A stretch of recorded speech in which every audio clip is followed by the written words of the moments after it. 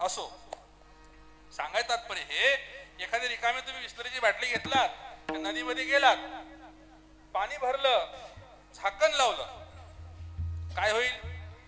नदीतलं पाणी आणि बाटलीतलं पाणी वेगळं आहे का? नाही. मग काय करायचं? आपण ती बाटली पाण्यात टाकून द्यायची. मग काय होईल?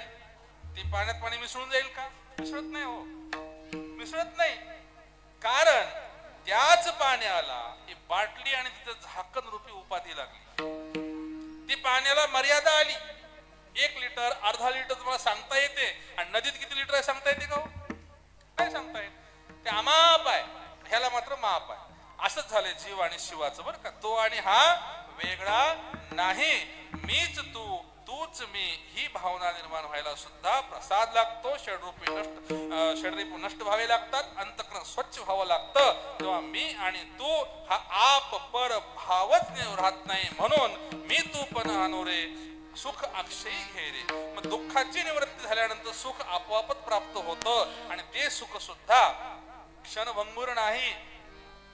सुख अक्षयी घे रे, ज्याला क्षयच नाही असं सुख मिळतं. हे त्या प्रसादाचा परिणाम.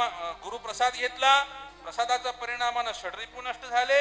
षड्रिपू नष्ट झाल्यामुळं त्याची परिणिती मी आणि तू हा आपपर भाव नष्ट होऊन सुखाच्या प्राप्तीमध्ये त्याची परिणिती झाली. आणि ते जे सुख मिळालं ते कोण्या स्वरूपाचं मिळालं, त्याचं किती परिमाण मिळालं, काय किलोने मिळालं का लिटरने मिळालं, एवढं मिळालं तेवढं मिळालं. पुढच्या चरणात सुख ब्रह्मा